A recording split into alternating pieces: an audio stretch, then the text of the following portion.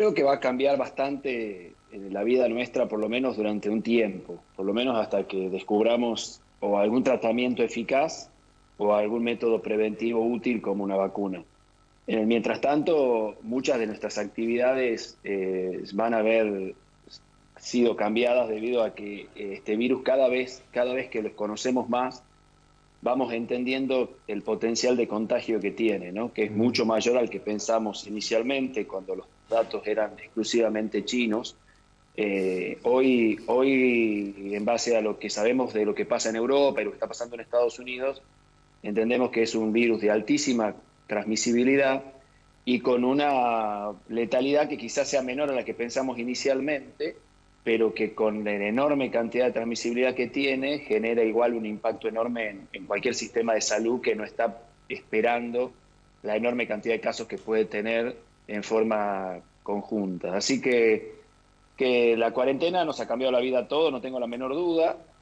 Lamentablemente también afecta gravemente la economía de la Argentina, de la provincia, y tenemos que prever cómo vamos a ir saliendo de la misma. Este es el gran desafío. A mí me alegra leer hoy que empiezan a flexibilizarse o, como dice el presidente, a administrarse parte de la cuarentena. También me alegra mucho saber que vamos a poder hacer testeos al personal de salud en forma preventiva. Esto va a permitir también que nuestro personal de salud, además del uso de los equipos de protección personal, que es fundamental, podamos ir sabiendo si se van o no contagiando y de esa manera ir ajustando esto, porque lo peor que nos puede pasar en la pandemia no es que tengamos un respirador menos o una cama de terapia intensiva menos, sino que lo que está pasando en algunos lugares de Buenos Aires hoy es que se enferme algún médico, contagie a su equipo de salud y tengamos que cerrar unidades de terapia intensiva y que las vamos a necesitar. A ver, Con lo cual, me eh, parece que ese es el gran desafío que tenemos por delante. a ver, doctor, por un lado uno se alegra que se flexibilice la economía, pero por otro lado le pregunto al hombre que estuvo manejando la salud en la provincia de Tucumán, que pertenece a la comisión en la Cámara de Diputados, el tema de que no haya tantos casos puede producir, no digo en el gobierno, pero sí en la gente un relajamiento y decir esto pasó, pero yo escucho infectólogos, leo infectólogos que dicen, bueno, para que esta es la calma que precede la tormenta, porque por un lado se flexibiliza y dice estamos controlando bien, pero por otro, por ejemplo, en la provincia de Tucumán, estos campamentos, estos campos de preparación de campamentos médicos en toda la provincia, prevé que el gobierno anticipa que puede venir un pico que por ahí se esperaba en abril, ahora dicen mayo, junio. ¿Qué es lo que se tiene que hacer para evitar que llegue el desastre como ha llegado en todos lados, prácticamente en todos lados de la Argentina?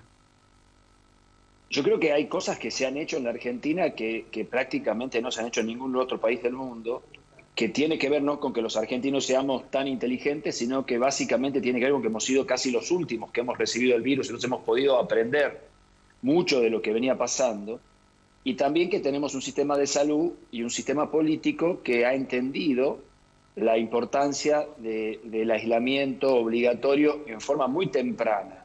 Eso produjo en la Argentina ya una cantidad de casos menores a los que hubiéramos tenido sin duda. Termine como termine la historia esta, hay miles de casos que se han evitado con la cuarentena que entre todos hemos hecho, hemos sufrido y nuestro país ha sufrido también. Hay miles de personas que hoy estarían contagiadas y muchas personas que hoy estarían graves o muertas, que eso se ha evitado.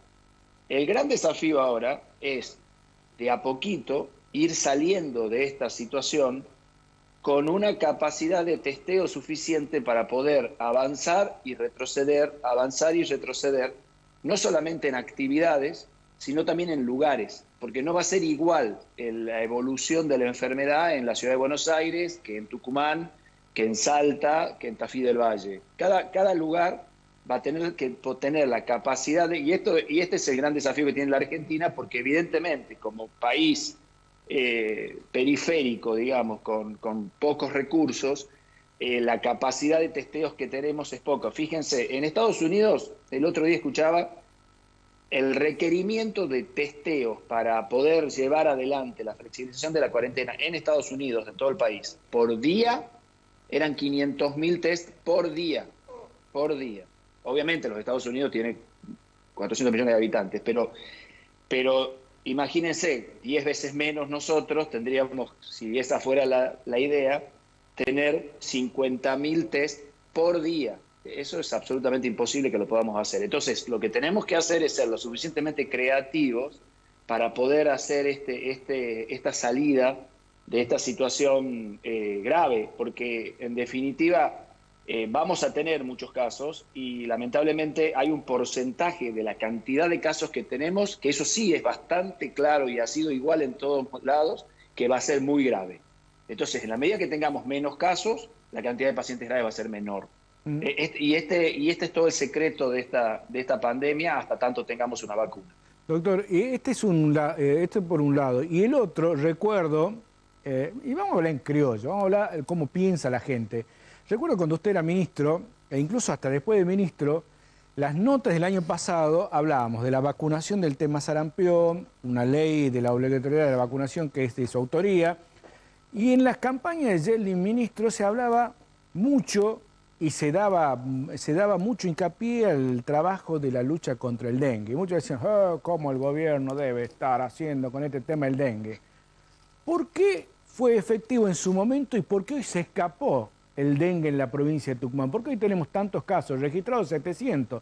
No sé cuánto habrá no registrado. ¿Por qué el dengue es también hoy una pandemia, una epidemia en Tucumán?